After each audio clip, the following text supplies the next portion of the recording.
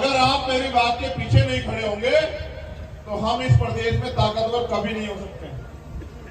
जब आप मेरी बात के पीछे खड़े होंगे, मेरे बताए गए रास्ते पे चलोगे, तो मैं गारंटी से कहता हूं, आज आप मुझसे लिखवा के रख लो कि अगले 6 महीने बाद आप इस प्रदेश में जब विधानसभा का चुनाव खत्म होगा, इतने ताकतवर हो जाओगे कि आपकी बांधी बंधेगी और खोली खुलेगी। इस बात को मेरी याद रखना होगा।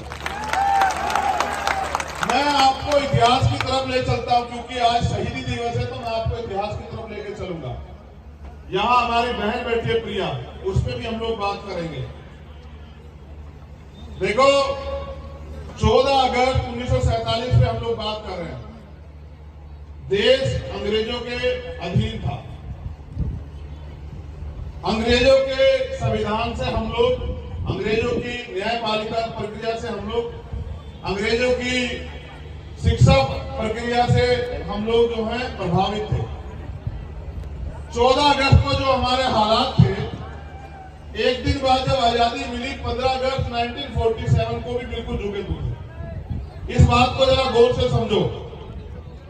जो गरीब था 14 तारीख को, वो 15 तारीख को भी गरीब था। 14 तारीख को जिसके पास जमीन नहीं थी, 15 तारीख को उसके पास जमीन नहीं थी। 14 तारीख को जिनके पास उद्योग नहीं था, 15 तारीख को उनके पास उद्योग नहीं था। 14 तारीख को जिनके पास पैसे नहीं थे, 15 तारीख को भी उनके पास पैसे नहीं थे। पावर अंग्रेजों से ट्रांसफर होकर इस देश में जिन लोगों के पास अंतिम सरकार बनी, पंडित जवाहरलाल नेहरू के नेतृत्व में पावर उनके पास चली गई और उन्होंने वादा किया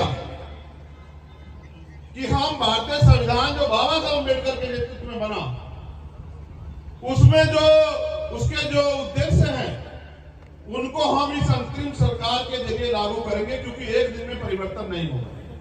मेरी बात पे गौर करना है। ये बहुत अहम बात है हमारे नौजवान साथियों को समझनी है, क्योंकि उनको समाज का नेतृत्व करना है।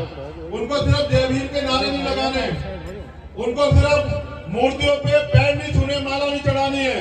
अगर उन्हें देश में अपने